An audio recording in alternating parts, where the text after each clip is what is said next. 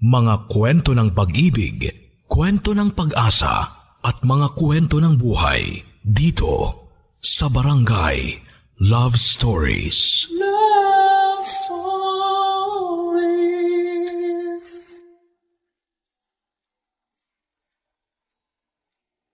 Kadalasan hinuhusgahan ang kakayahan natin sa kung paano natin sinimulan ng isang bagay.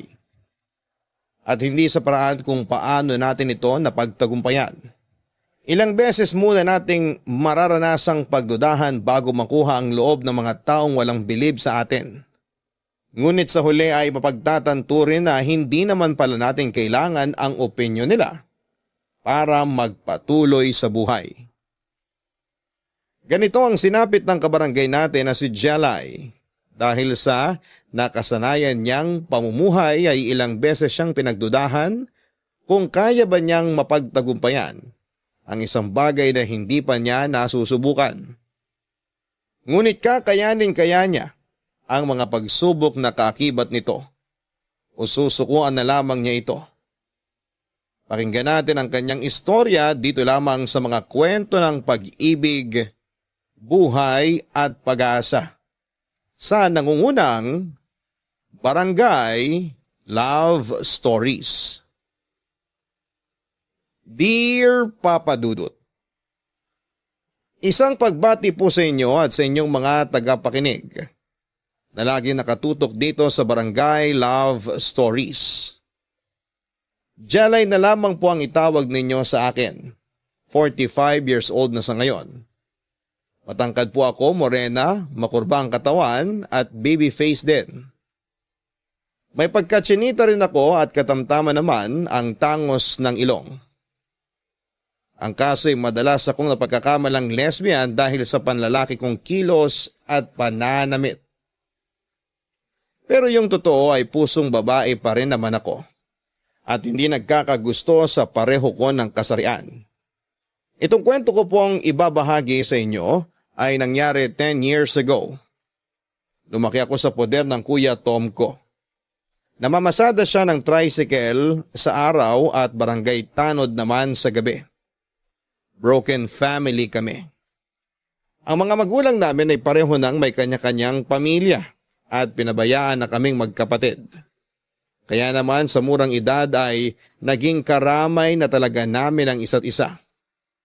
Malapit kami ng kuya ko at parang magkaibigan na ang turingan namin.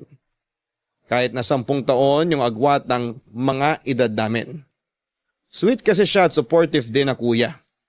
Pero kahit na ganoon kami ka-close ay stricto pa rin siya pagdating sa mga lalaking nanliligaw sa akin. Papadudot na kapag tapos naman ako ng college sa kursong Bachelor of Elementary Education. Pero mula nang makagraduate ay hindi na ako nagplano pang mag-take ng board exam at naghanap na lamang ng trabaho. Hindi ko naman inakala noon na mahihirapan pala akong makahanap ng trabaho kahit nakatapos ako ng kolehiyo. Hindi naman ako mapili, kaya kahit na anong mapasukan basta marangal ay pinapatos ko na ng mga panahong yon.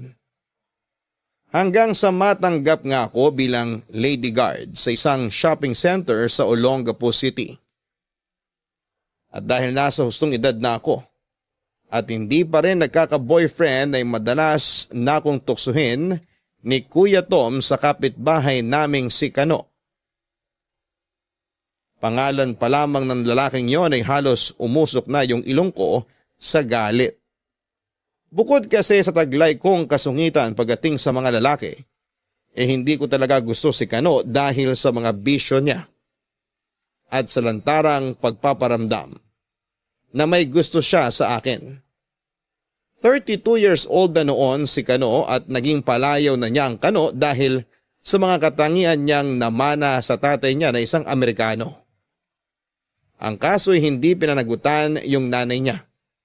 12 anyos pa lamang siya nang maulila naman sa kanyang ina dahil sa leukemia. Nagtapos naman siya ng high school pero tulad ko ay hirap ding makahanap ng maayos na trabaho noon. Kaya pangangalakal na lang muna ng basurang naging hanap buhay niya. Marangal naman ang trabaho niyang yon, kaya hindi ko siya minamaliit doon. Ang ayaw ko lang ay bukod sa bisyo niya, ay yung hilig niyang bumarkada. Lalo na doon sa mga malalakas lagi ang amads sa lugar namin. Pero kahit na anong iwas ko sa kanya ay halos makabisado ko na yung kwento ng buhay niya dahil sa kuya ko, Papa Dudut.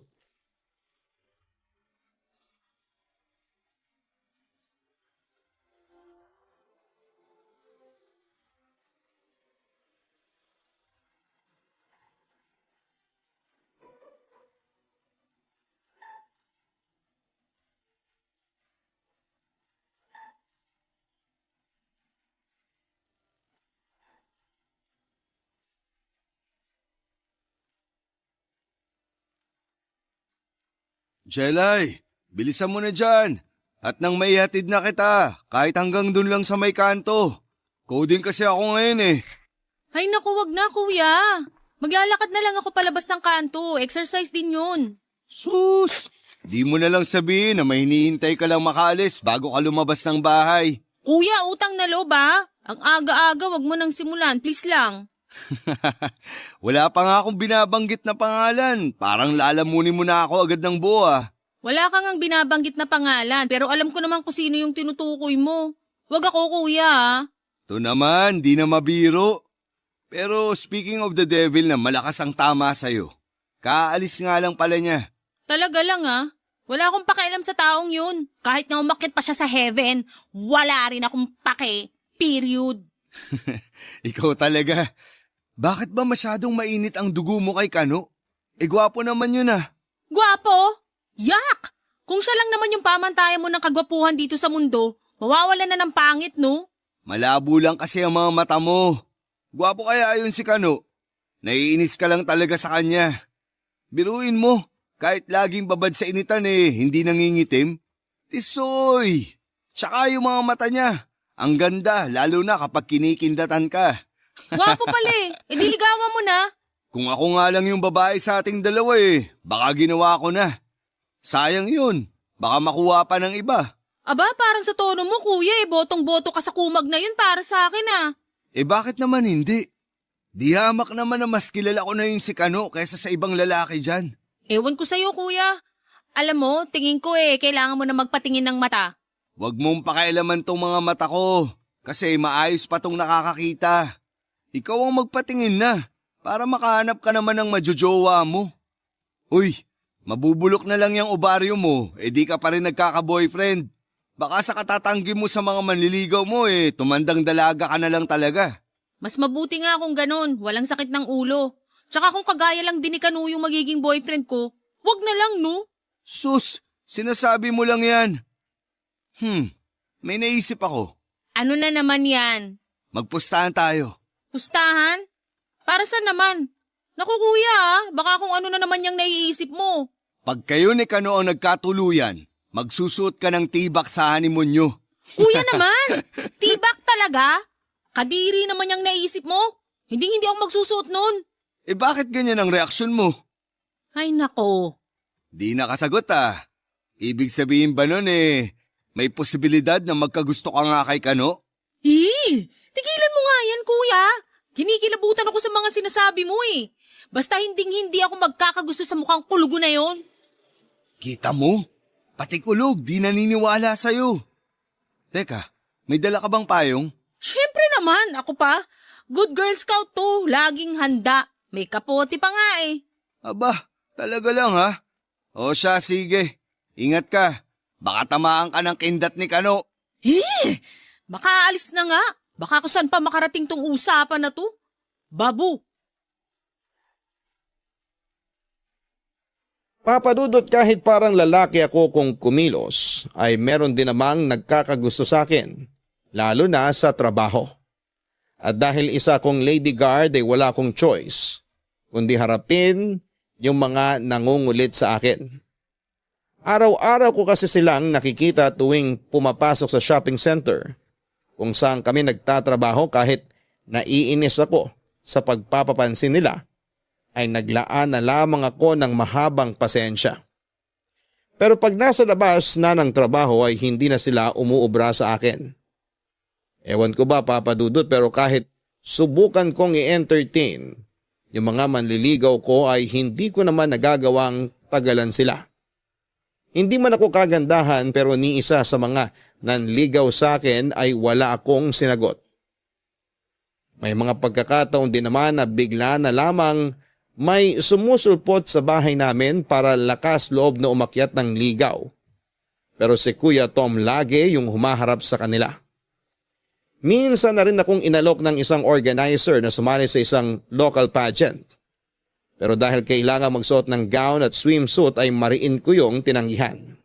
Yung premyo lang naman kasi sana ang habol ko, sakaling pala rin ako na manalo. Pero dahil sa kahihiyang ko naman yung nakataya ay hindi na rin nang hinayang pa. Tungkol naman sa kinakaisang kong si Kano.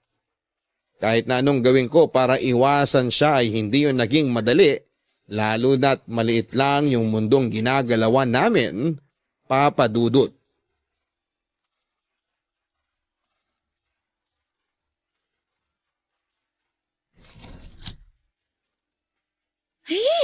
Naku naman, wala pala akong napkin dito sa drawer. Nakakainis. Ngayon pa talaga ako naubusan. Kuya! Oh, bakit?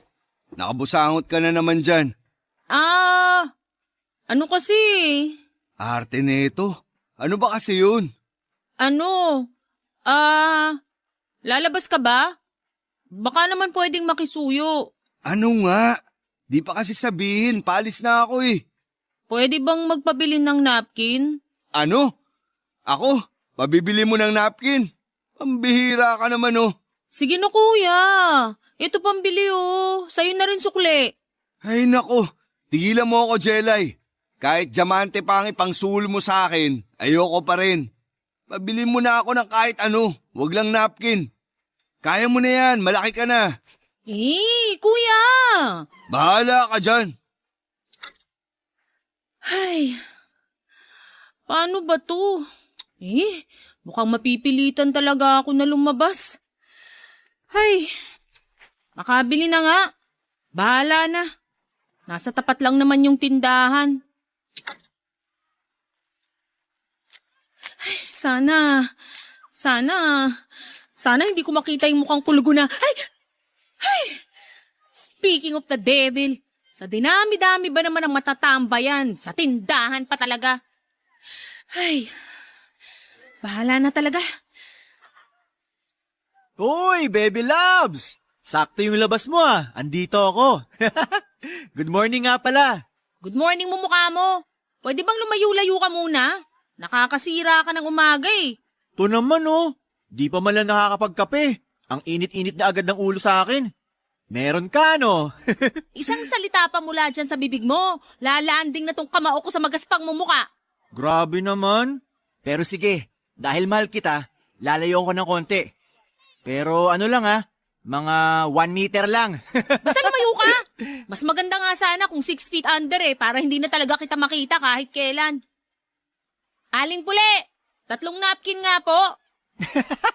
Sabi ko na nga be, meron ka ngayon kaya ang init ng ulo mo sa akin. Lakasan mo kaya yung sigaw mo. Alam mo namang mahina pandinig ni Aling Puli. Taki mo, manahimik ka na nga lang dyan. Nakakabwisit marinig yung boses mo. Aba, wag kang ganyan sa boses ko.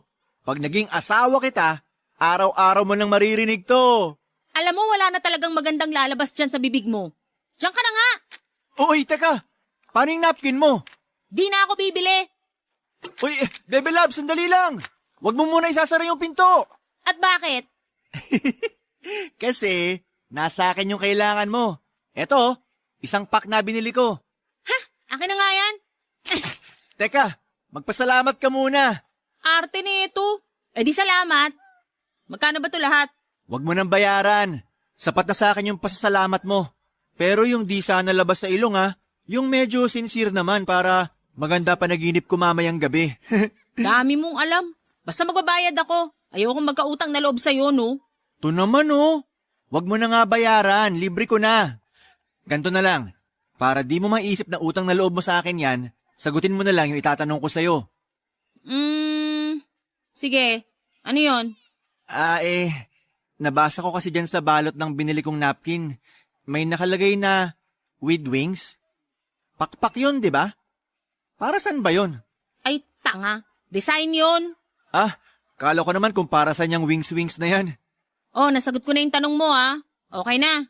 Okay na okay. Sige na, pasok ka na. Sige, basta libre to ah. Salamat uli. Tinanggap niya. 1 point Kano. 1 point!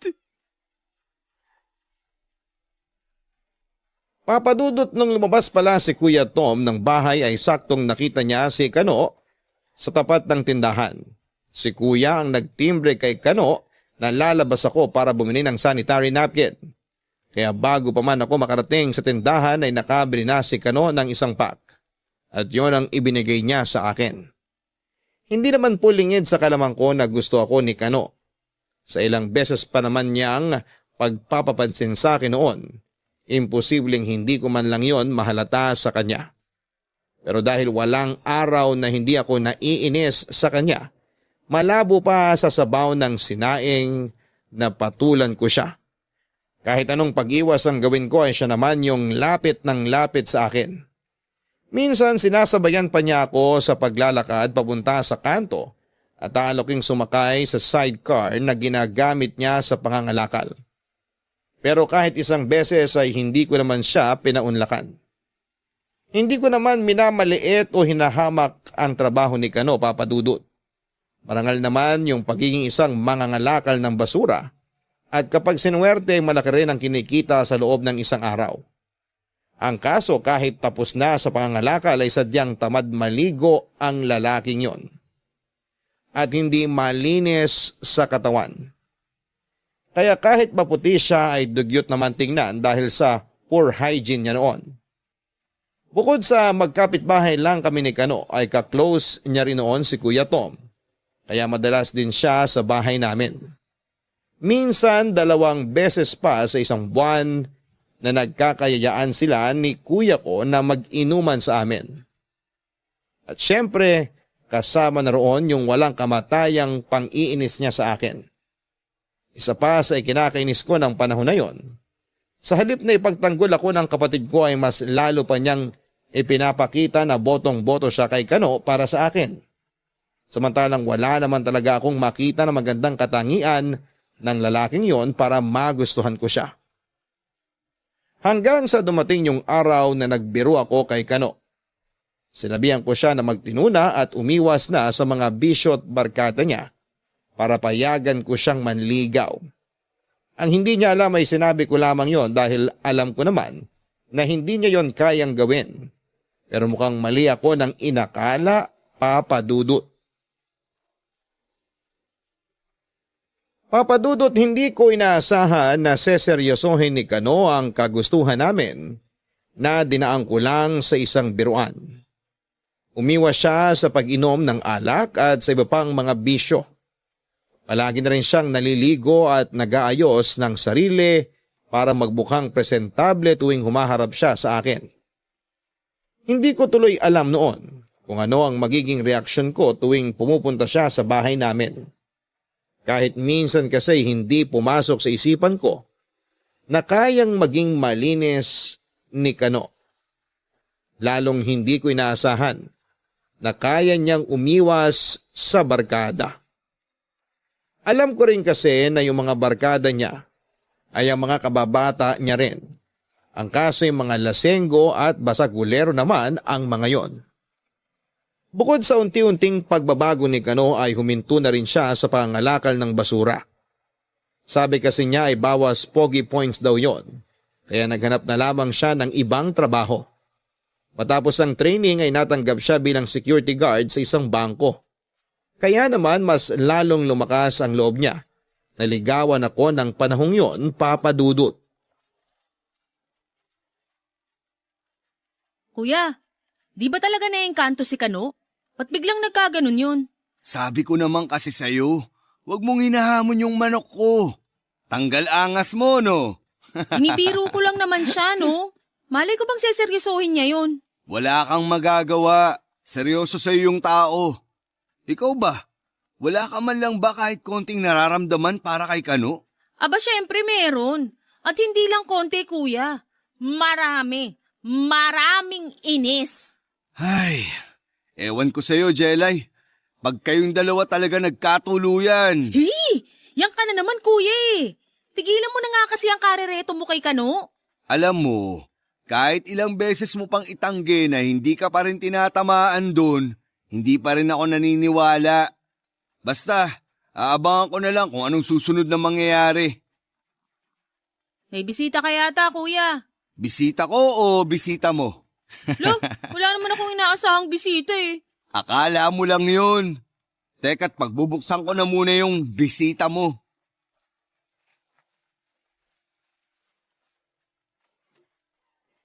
Kano, pasok, pasok. Salamat, tol. Si Baby Loves, andyan ba? Oo, ayun nga nakailata pa sa sopa. Aba, may dala ka pang bulaklak at naka-plastic pa. Tunay ba yan? Yun na nga, tol. Gusto ko sanang bumili ng tunay na bulaklak pero malalanta lang din naman. Kaya eto, gumawa na lang ako. Ayos ba? Ayos na ayos. Sige na, lapitan mo na. Uy, mahal kong kapatid. Asikasuhin mo naman tong bisita mo. Tingnan mo, nag-effort pang gumawa ng bulaklak para sa'yo. Hi, Baby Loves! Pambira! Nandito ka na naman? Halos dito ka na tumira. Ito naman. Kararating ko lang, susungitan na agad. Hustisya naman sa pag-aayos ko. Look at my outfit. Bumili pa ako ng bagong polo para magmukhang pogi sa paningin mo. Wala akong pake. Di ko tinatanong. Paano ba yan? Maiwan ko muna kayo dito sa sala para magkaroon kayo ng konting privacy. Doon lang ako sa kusina. Sige, ganyan ka naman kuya eh. Tinawanan lang ako.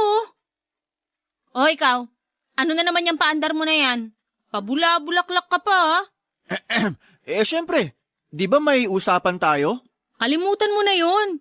Binibiro ka lang naman kasi tapos sineryoso mo naman. Pero, ayos na rin. Akalain mo yun? Magmumukhang tao ka pa pala. Grabe ka naman makapagsalita. Bakit? Totoo naman Mukhang tao ka ba bago yung pag-glow up mo na yan? Ito naman. Seryosohin mo naman kasi ako. Ang usapan ay usapan. Wala na akong bisyo. Naliligo na ako araw-araw. We, may pruweba? Sus, yun lang pala eh. Kahit magkaamuyan pa tayo ngayon. Wag na.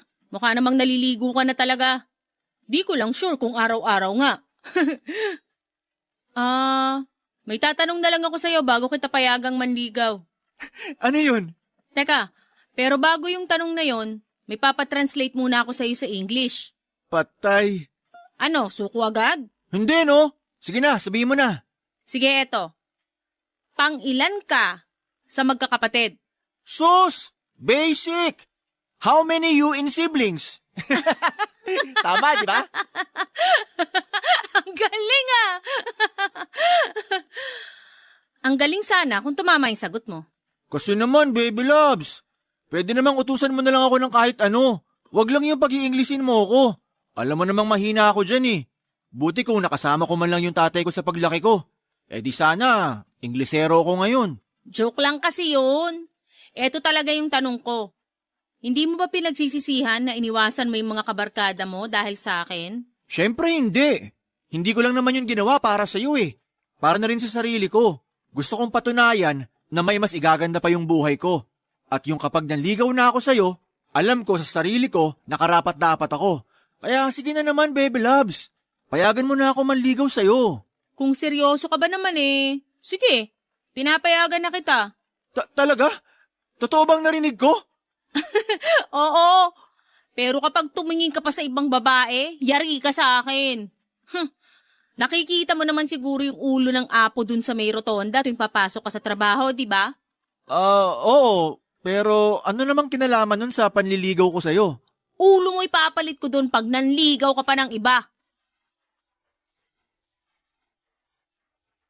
Mula nang payagan kong manligaw si Kano ay halos araw-araw na siya sa bahay namin. Sa katagalan din naman papadudot, ay unti-unti na rin akong nahulog sa kanya. Hindi naman kasi mahirap magustuhan si Kano kung makikilala lamang siya ng lubusan. Hindi ko rin naman maitatanggi noon na hinahangaan ko rin ang ginagawa niyang pagbabago para sa akin. At kahit nahihiya ako sa iisipin ng mga nakakakilala sa akin, ay sinagot ko si Kano. Nasanay kasi yung mga taga roon sa amin na panlalaki ang kilos ko. At hindi nila inakalang sa dami ng pwede kong magustuhan, ay si Kano pa na sobra kong kinakainisan. Dahil sabay lang naman ang oras ng trabaho namin tuwing gabi na lamang kami nagkikita ni Kano. Hindi naman siya pinagbabawalan ni Kuya Tom na bumisita sa bahay dahil hindi na raw naman ako teenager na kailangan pang paghigpitan. Noong birthday ko nga, Papa Dudut, ay kinasabwat pa ng boyfriend ko si Kuya para sa isang sorpresa. Hindi ko akalain noon na gagastos ng malaki si Kano para lamang sa birthday ko. Hindi pa man uso ng panahon na yon yung money bouquet, ay naranasan ko na yon sa kanya. Nang gabing yon ay duty si Kuya Tom sa pagronda sa barangay namin kaya kami lang ng boyfriend ko ang naiwan sa bahay para mag-celebrate. Pareho kaming nalasing at hindi rin namin inaasahan na may mangyayari sa amin ang oras na yon, Papa Dudut.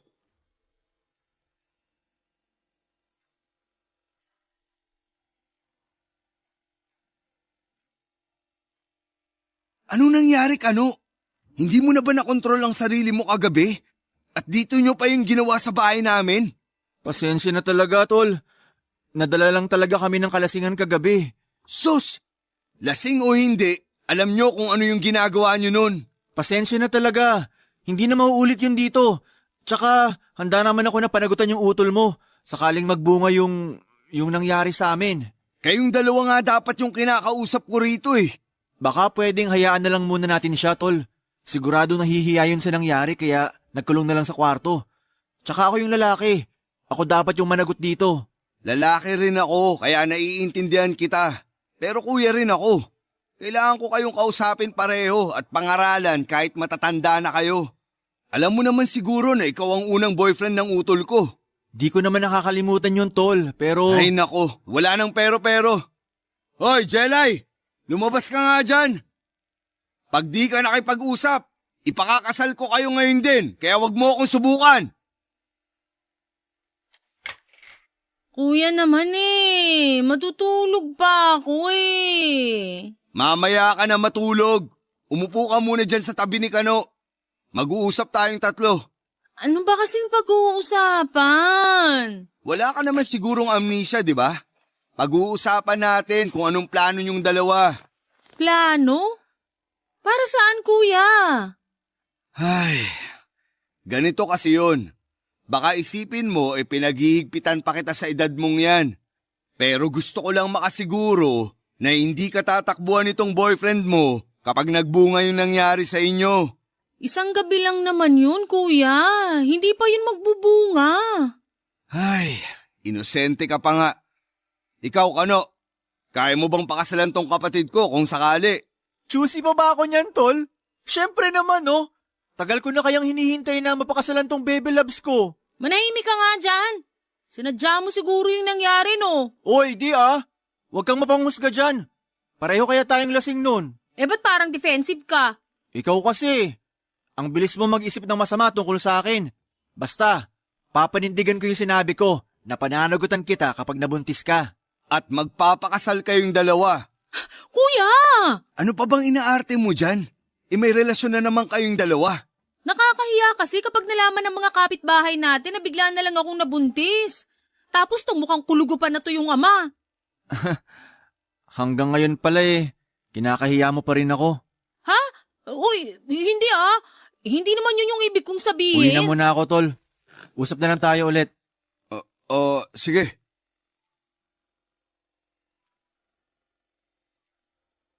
Papadudot pinagsabihan ako ni Kuya Tom dahil sa inasal ko sa pag-uusap naming tatlo at sa nasabi ko na alam kong nakasakit kay Kano. Hindi ko naman talagang sinasadyang masabi yon dahil nadala lamang ako ng hiya at pag-aalinlangan. Batid ko naman na hindi pa ako handang mabuntis ng panahon na yon. Yun bang tipo na hindi ko pa talaga nakikita ang sarili ko na magiging isang ina pagdating ng araw. Nakonsensya naman ako kaya nangako na rin ako kay Kuya Tom. Nakakausapin ko ang boyfriend ko. Ang kaso'y ilang araw din na hindi nagparamdam sa akin si Kano at mukhang sinadya talaga na iwasan ako. Sa ilang araw noon na hindi ko nakikita si Kano ay unti-unti ko na rin hinahanap-hanap ang presensya niya. Medyo nasanay na rin kasi ako sa kakulitan niya na isa rin sa mga nagustuhan ko. Sa kabila ng mga kinakainasan ko sa kanya, Papa Dudut, noong ko lang din napagtanto na hindi lang pala si Kano ang binago ko, kundi binago niya rin ng paunti-unti yung buhay ko. Bukod sa kuya ko ay siya pa lang kasi yung unang lalaki na nagparamdam sa akin na isa akong babae. Gentleman kasi siya at palaging iniisip kung ano ang mararamdaman ko. Bagay na hindi ko nagagawa sa kanya tuwing magkasama kami. At yun nga rin ang naging dahilan kaya sumama ang loob niya sa akin. Sa huli nga ay ako na ang gumawa ng paraan para muli kaming magkausap, Papa Dudut. Papa Dudut, sa unang punta ko sa bahay ni Kano ay hindi ko siya naabutan dahil meron daw itong importanteng lakad. Yung kapitbahay niya lang noon ang nakausap ko. Pero yung sumunod na sinabi nito yung hindi ko nagustuhan. May kasama raw kasi na babae yung boyfriend ko nung umalis ito ng bahay. Bagamat hindi ko pa naman alam kung sino yung kasama niya, ay nagngingit-ngit na kagad ang kalooban ko ng oras na yon. Kahit pa ulit-ulit kong itanggi ay hindi ko naman maitatago noon na mahal ko na si Kano at kahit na ilang buwan na rin kaming magkarelasyon ay hindi ko pa yon nasasabi sa kanya. Ang tanging alam niya lamang kasi ay gusto ko rin siya at tanggap ko siya bilang boyfriend ko. Sapat na para sa kanya yon. Sa sama ng loob ko ay hindi ko na rin po ipinilit pa na magkausap kami. Nagmatigas ako kahit na ako naman talaga yung may nagagawang pagkakamali. Sa 2 linggo na lumipas ay meron din akong napagtanto. Nung tingnan ko yung mga marka sa kalendaryo ko sa kwarto, saka ko lang napagtantong delayed ang period ko. Kung wala sanang nangyari sa amin ni Kano ay hindi ko mararamdaman ang kabahan at mag-alala. Pero dahil sa isang gabing yon na posibleng magbunga ay pinili ko pa ring manigurado, Papa Dudut.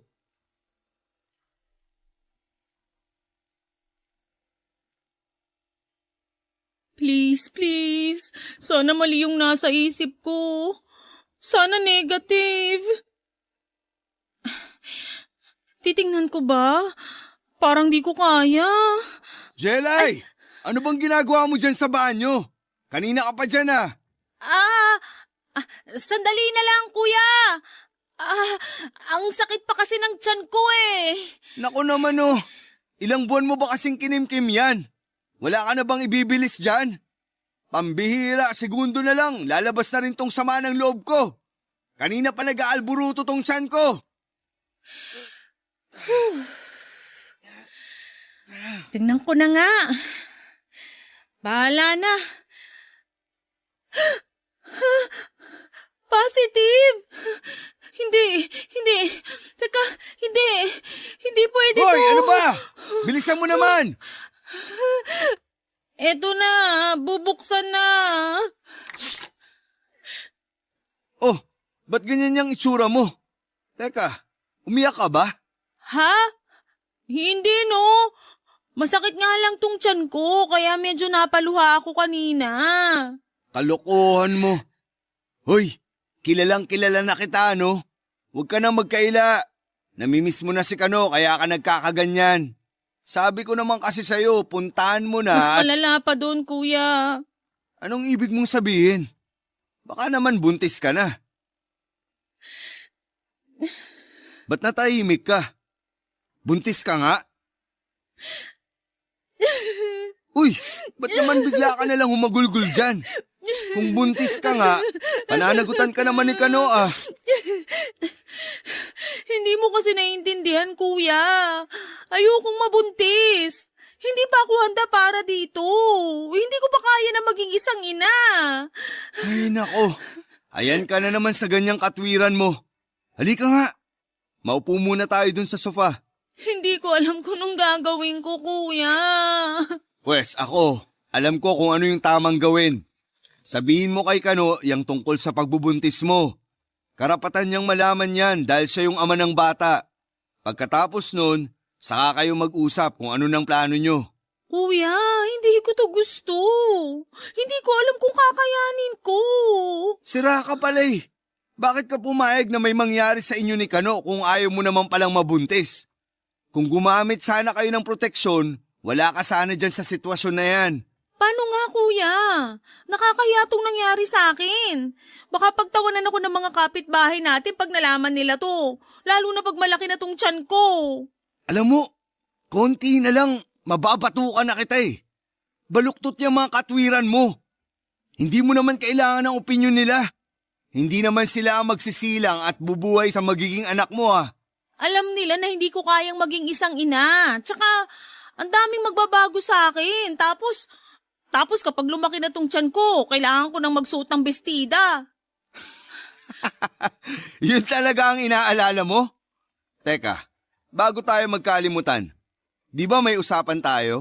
Huwag mo na ipaalala, kuya. Ayoko marinig yan. Wala, di pwede. Basta, pag kinasal na kayo ni Kano, magsusuot ka ng tibak sa honeymoon nyo. Hey! Nakakainis ka talaga, kuya. Biro lang. Gusto lang kitang inisin. Pero seryoso ha, kausapin mo na si Kano. Paalam mo yung tungkol sa pagbubuntis mo. Kung ano man ang maging plano nyo, alam nyo na yun. Nakasuporta lang ako lagi. Grabe. Dati, masiga ka pa sa akin kung kumilos. Tapos ngayon, magiging nanay ka na. Kuya naman eh. Inagawan mo pa ako ng moment. Papadudod sa kabila ng takot ko sa pagbubuntis, ay tinanggap ko na rin yung pagiging isang ina. Inisip ko na lamang na hindi bunga ng pagkakamali yung batang nasa sinapupunan ko, kundi isang blessing para sa amin ng boyfriend ko at ng kuya ko na todo suporta para sa akin. Naging maingat na ako sa mga kilos ko at nagplano na rin huminto na muna sa pagtatrabaho. Sinabi ko na rin kay Kano yung tungkol sa pagbubuntis ko.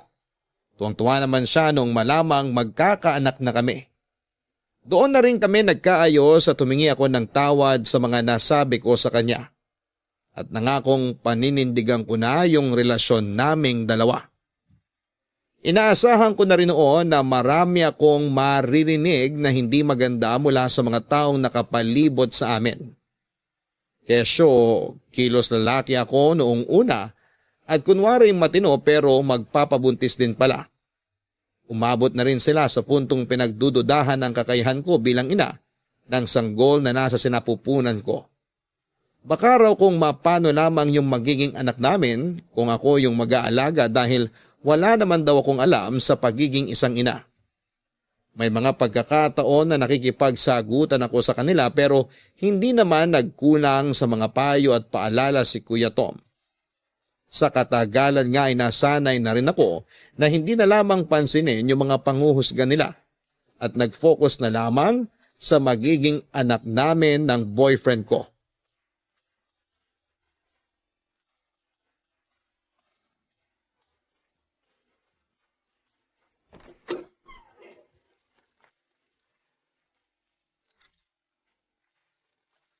Hi, Bebe Labs! Dala ko na yung pinapabili mo mangga. Ba't ang tagal mo? Na-traffic lang, pero huwag ka mag-alala. Dala ko naman yung pinapabili mo.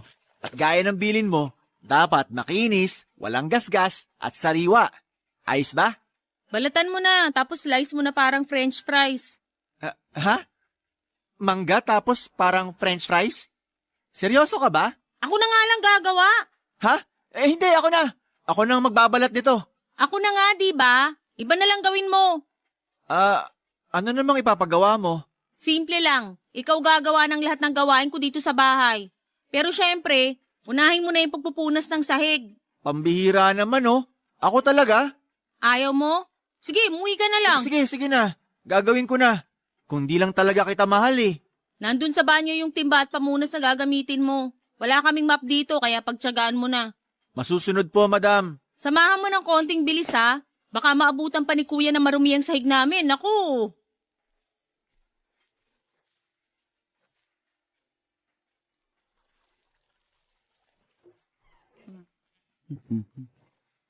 Oh, Kano? Anong ginagawa mo dyan? Tol naman oh. Di pa ba halata? Nagpupunas ako ng sahig. Kailangan daw pakintabin, sabi nitong baby loves ko. Aba, ayos ah. Mukhang di na kami mapapagod. Sana noon mo pa sinabi na gusto mo palang gawin yan. Basta para sa mag-ina ko, kahit ano tol. Naks, lakas naman maka-green flag. Baka gusto mo rin pumunta rito tuwing Sabado. Tamang-tama. Mapupuno na ng maruming damit yung basket sa likod bahay. Oy, sobra na yan ha. Ayoko maglaba no. Ipagawa nyo na sa akin kahit ano. Wag lang yun. Nako, narinig mo ba yung sinabi ng boyfriend mo? Papayag ka ba na ikaw pa rin ang maglalaba? Syempre hindi no. Maghahanap na lang ako na ibang mapapangasawa. Yung masipag at kaya lahat yung mga gawaing bahay. Sige, pagtulungan nyo pa ako. Biro lang. Pakasalan mo na kasi para makaganti ka. Darating din kami dyan tol. Paghahandaan ko para sa mag-ina ko. Papadudot dahil palagi na nasa bahay namin si Kano ay pumayag na rin ako na bumukod na kaming dalawa. Bukod kasi sa kailangan din namin ng privacy ay nahihiya na rin ako noon sa kuya ko kung doon pa rin kami makikisiksik sa kanya. Desidido naman kami ng boyfriend ko na magkaroon na ng sarili naming pamilya kaya sa tingin ko ay tama lang na matuto na kaming mamuhay ng kami lang munang dalawa. Pero dahil hindi pa maayos yung bahay ni Kano ay pansamantala muna kaming nangupahan. Tutol ako sa ideyang yon dahil hindi naman ako maselan. Pero mas gusto raw niya na maging komportable ako at yung magiging anak namin. Maliit lang yung bahay na nirerentahan namin. Pagpasok pa lang ng bahay, hapag kainan na kaagad. Yung bubungat tapos may isang kwarto na pandalawahang tao lang talaga. Kalapit lang din ang kusina, yung banyo. Laking pasasalamat ko naman sa Diyos dahil wala naman ako naging problema sa mga unang buwan ng pagbubuntis ko. Isa pa ay alagang-alaga rin ako ni Kano. Lahat ng kaya niyang gawin sa mga gawaing bahay ay siya na rin ang gumagawa. Kahit kaya ko pa namang gawin ang mga yon.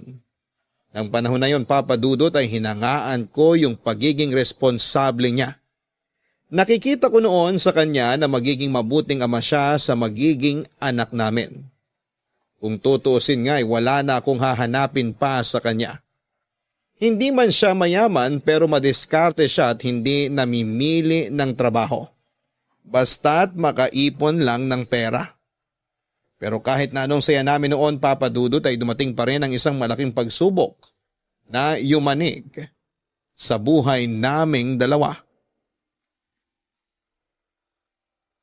Papa Dudut, matapos ang 24 weeks ng pagbubuntis ko ay saka naman namin nalaman na yung sanggol na nasa sinapupunan ko ay wala na palang buhay. Congenital brain and heart problem ang naging cause ng pagkamatay ng baby ko. Hindi ko yon matanggap noon dahil kung kailan tanggap ko na siya at napamahal na sa akin, ay saka pa siya nawala. Kung meron man sa mga nakikinig ngayon, yung nakaranas na rin ng stillbirth, alam nila yung pakiramdam ko ng panahon na yon. Ang mas masakit pa ay nailabas ko siya sa pamamagitan ng normal delivery pero hindi ko na kailanman narinig ang unang iyak niya. Yung mga masasayang naisip ko noon sa pagsilang ko sa unang baby namin ay nanatili na lamang na imahinasyon. Halos hindi ko mabitawan yung baby ko ng sandaling yon. Parang namanhid na rin yung buong katawan ko sa sakit na nararamdaman ko habang hawak ang malamig nitong bangkay. Umabot din ako sa punto na walang kahit na anong salita ang makapagpapagaan ng kalooban ko. Ang tanging gusto ko lang noon ay mabuhay yung baby ko at makasama ko pa ng matagal. Bagay na imposible nang mangyari. Matapos kong maipanganak ang baby namin ay binigyan namin siya ng disenteng libing. Patid ko rin naman noon na hindi lang ako yung nasasaktan at nagluluksa sa pagkawala ng baby namin. Pero pinilit ni Kano ang magpakatatag para sa aming dalawa. Alam niya na sa kanya na lamang ako kumukuha ng lakas. Ni isang beses ay hindi ko siya nakitaang lumuha. Pero kitang-kita ko noon sa mga mata niya yung matinding sakit at lungkot. Kung gaano siya kasaya noong nalaman niyang buntis ako, ay ganon din siya nalungkot habang unti-unting naglalaho sa paningin namin si baby ng araw ng libing nito, Papa Dudut.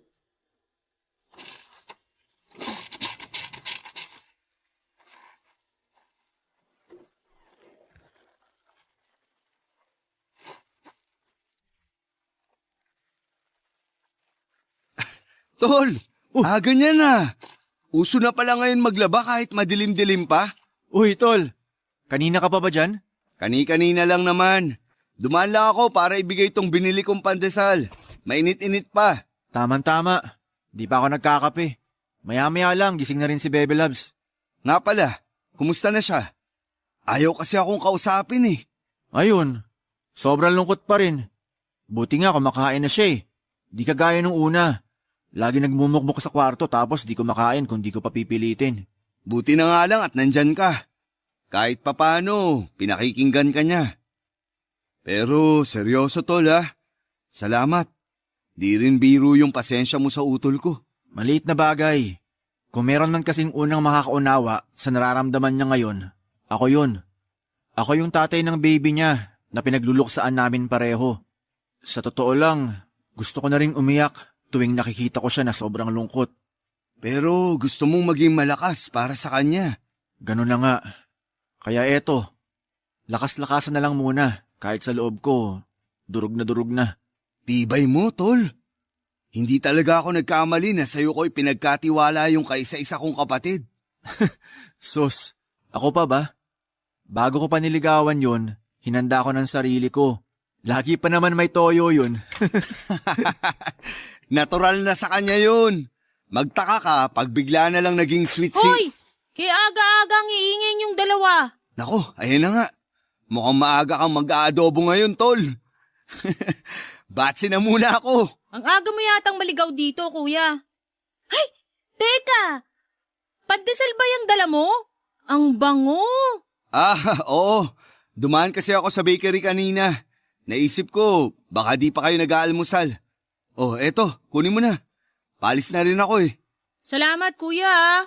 Buti ka pa, naalala mo yung paborito kong almusal. Di kagaya nung isa dyan. Oh, bakit na naman? Naglalaba pa nga ako, Bebe Loves, oh. Bahala ka dyan. Kaya mo na yan. Jelay, alis na ako. Sige, kuya, ingat. Salamat uli dito sa mainit-init pang pandesal. Ba't pag sa kuya mo, tuwang-tuwa ka kaagad pag binibilang ka? Pag sa akin, nagagalit ka pa. Bakit, kuya, ba kita? Siyempre hindi. Tsaka di ko gugustuhin maging kuya mo, no? Baka 30 pa lang, puti na lahat ng buhok ko. Talaga lang ha? Pwes, huwag kang hihingi nitong pandesal na binili ni kuya. Maglaba ka dyan hanggang bukas. Pambihira. Sinaway kami ni Tom sa tawanan kanina pero mas malala pa naman siya. May sinasabi ka? Narinig ko eh. Di lang malinaw yung dating sa akin. Baby Loves naman. High blood ka na naman sa akin. Ano nga kasing sinasabi mo kanina? Baka minumura mo na ako ha? Ay, ang sabi ko, mahal na mahal kita. Yun lang yun. Totoo? Sabihin mo nga uli. Sabi ko, mahal na mahal kita kahit toyoin ka. Okay na sana eh. Tuloy mo na nga lang yung paglalaba mo. Sunod mo na rin dyan yung mga kurtina. Masusunod po. Papadudot ng panahon na yon ay sinubukan na lang namin na magpakatatag. Nagpanggap na lamang ako na ayos lang ang lahat para hindi na makadagdag pa sa mga iniisip ng boyfriend ko. Sa katagalan din ay mas lalo kong hinangaan yung pagiging pasensyoso ni Kano sa akin. Kahit palagi ko siyang nasusungitan. Batid ko na nahihirapan na rin siya noon pero hindi niya ako sinukuan kahit na naging malamig din ang pakikitungo ko sa kanya. May pagkakataon din na alam kong sumusobra na ako. At nasasaktan ko na rin siya pero nanatili siyang kalmado. Walang pagkakataon na hindi niya pinaparamdam kung gaano niya ako kamahal. Kaya naman pakiramdam ko noon ay ako na yung pinakamaswerteng babae sa mundo. Sa kabila ng kabiguan ko na maging isang ina, sa unang pagkakataon ay wala akong naramdamang pagsisisi sa pagpili ko sa kanya dahil para sa akin ay hindi pagkakamali yung desisyon ko na papasukin siya sa buhay ko. Makalipas lang yung mahigit 1 buwan ay nagpasya na muna ako na bumalik sa trabaho. Sa pagkakataong yon ay 2 na kaming nag-iipon para maipaayos ang bahay na titirhan namin. Inisip ko na lang noon na kaya siguro hindi pa ibinigay sa amin yung pagkakataon na magka-baby ay dahil hindi pa kami gaanong kahanda para maging mga magulang. Kaya naman wala kaming sinayang na panahon. Sabay kaming nagsikap na makaipon para sa future namin at ng mga magiging anak namin papadudot.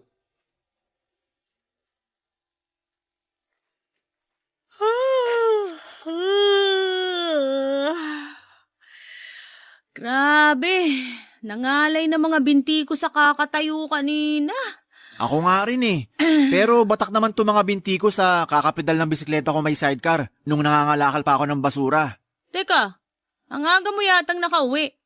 Kanina ka pa ba rito? Kararating ko lang. Medyo nauna lang ng konti sa'yo. Upo ka muna. Imamasahe ko mga paa mo. Ha? Naku, wag na. Pareho tayong pagod, no? Pahinga lang katapat nito, saka 1 tasang kape. Sigurado ka? Oo naman. Kape na lang. O sige, pagtitimpla kita. Mainit pa naman siguro yung laman ng termos natin. Salamat, Labs. Upo na lang muna ako rito. Labs, wag mo lalagyan ng asukal, ha? Oo, alam ko na yon. Tagal naman. Biro lang. Ito na nga, tapos na. Agad-agad. Bango nitong kape, ah. Bebe Labs, may ibibigay nga pala ako sa'yo. Ano yun? Teka, kukunin ko muna dito sa ilalim ng mesa. Tinago ko kasi muna dito kanina para di mo agad mapansin.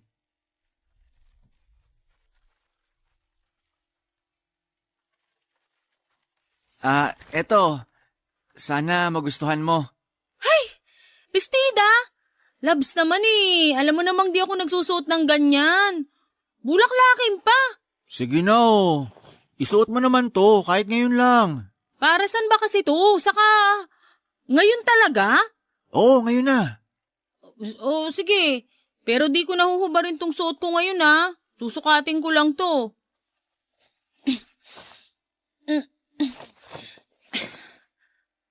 Nasuot ko na. Okay na ba? Ganda mo talaga. Bagay naman sa'yo eh.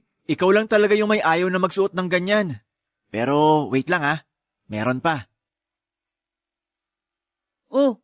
Kahita naman. Para saan naman yan? Chill ka lang, Bebe Labs. Luluhod muna ako para mas romantic. Ha?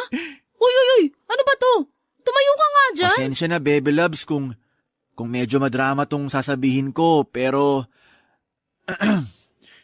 gusto ko lang na malaman mong habang pinapaubaya ka pa sa akin ng mundo, mamahalin kita ng buong buo kahit na walang kasiguraduhan kung magiging tayo pa rin hanggang dulo. Pero ako, sigurado ako, wala na akong ibang gustong makasama hanggang sa pagtanda, kundi ikaw lang. Sira ulo ka talaga. Bebe Labs, will you marry me? Siyempre naman, no. Harte pa ba ako? Ikaw na yan, no. Oo, I will marry you. Salamat, Baby Labs. Ayos din tong pakulo mo, ha. Pinagbestida mo pa ako bago ka mag-propose. Hayaan mo na. Yan pa lang kasi yung afford ko sa ngayon eh. Isipin mo na lang, gown talaga yan. Pero low budget nga lang. Tsaka, ang baduy pala talaga ng proposal sa totoong buhay, no? Grabe ka naman. Umeport pa akong lumuhod tapos tatawanan mo lang. Biro lang. Siyempre, kinilig ako sa ginawa mo. Kaya salamat, Labs. Hindi lang para dito sa bestida at singsing na binigay mo, kundi para sa mahabang pasensya mo. At sa palaging pag-unawa sa akin kahit na minsan. Alam mo yun, parang sumusobra na rin ako. Sus, yun lang eh. Kahit gaano ka pa kasungit, di kita susukuan. Lalo na ngayong pumayag ka ng pakasalan kita. Sarap pala sa pakiramdam. Tama ka. Hindi ko nga rin nakalain na darating pa ako sa ganitong punto ng buhay ko. Kala ko kasi di na ako magkaka-boyfriend eh. Paano ang sungit-sungit mo? Buti na lang matyaga ako. Tsaka di ka nalugi sa akin ha. Saan ka makakahanap ng ganto ka pogi na naglalaban ng mga panty mo? Hindi ko muna yung bibig mo. Malamig na yung kape ko. Ay, sabi ko nga.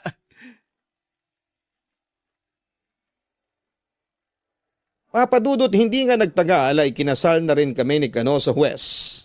Simple lang din noon yung naging selebrasyon namin dahil yun lang ang kaya ng budget namin. Yung naipon naming pera ay ginamit na lang sa pagpapaayos ng bahay na nilipatan namin bago pa kami ikasal. Gaya ng inaasahan namin noon ay hindi pa rin nawala yung mga taong hindi masaya para sa aming mag-asawa. Pero sa halip na magpaapekto sa kanila, ay mas lalo naming ipinakita kung gaano kasaya yung nabuo naming pamilya. Sa ngayon ay meron na kaming 2 anak, isang babae at isang lalaki. Para kaming nanalo sa loto noong maging matagumpay ang pagbubuntis ko. Kung sa iba ay perang sukatan nila ng tagumpay, sa akin naman ay yung mabigyan ng anak yung asawa ko at magampanan yung tungkulin ko bilang isang ina.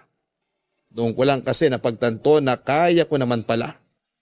At totoo nga na hindi ko kailangan ang opinyon ng ibang tao para masabing naging mabuting nanay ako. Ang mahalaga, masaya ako at yung pamilya ko. Si Kuya Tom naman ay meron na ring sariling pamilya sa ngayon. Pero kahit may kanya-kanya na kaming pamilya, ay nananatili pa rin kaming malapit sa isa't isa. Papadudot, ngayong may mga anak na kami ng asawa ko, ay pinahinto na rin niya ako sa pagtatrabaho. Masaya naman ako sa pagiging full-time housewife dahil bukod sa mabait ay masasabi kong good provider ang lalaking napangasawa ko. Hanggang dito na lamang po itong kwento ko at maraming salamat po sa pagbabahagi nito, Papa Dudut.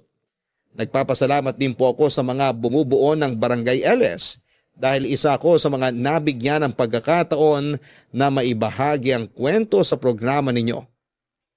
Mananatili kayong number 1 sa puso ko at sa puso naming mga tagapakinig ninyo.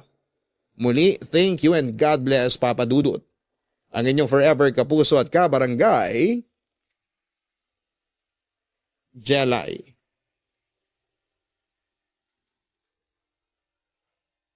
Mga kabarangay, tunay nga na ang tagumpay ay hindi lang nasusukat sa mga material na bagay at kung gaano karangya ang tinatamasa natin sa buhay. Magkakaiba man tayo ng definasyon ng tagumpay. Ang mahalaga ay masaya tayo at kontento. May mga pagkakataon din na may mga taong magpaparamdam sa atin na hindi sapat yung kakayahan na meron tayo para mapagtagumpayan ang isang bagay. Tulad na lamang ng kwento ng letter sender nating si Jelay. Dahil kilos lalaki siya noon, may mga taong pinagdududahan ang kakayahan niya bilang isang ina. Pero sa huli pinatunayan niya na mali ang inaakala ng mga taong yon. Ito ay isa ring patunay na hindi mawawala yung mga taong manghuhusga sa ating kakayahan. At para sa masaya at tahimik na buhay ay wag na lang natin silang patulan. Dahil mas masarap gumising sa araw-araw na wala tayong kaaway. Hanggang sa muli, maraming salamat Ako po ang inyong si Papa Dudut sa mga kwento ng pag-ibig, buhay at pag-asa sa Barangay Love Stories number 1. Sabay-sabay nating pakinggan ang iyong kwento ng pag-ibig, buhay at pag-asa. Ipadala lang sa barangaylovestories@yahoo.com. Nagustuhan ng iyong napakinggan? Ituloy yan via live stream sa www.gmanetwork.com/radio.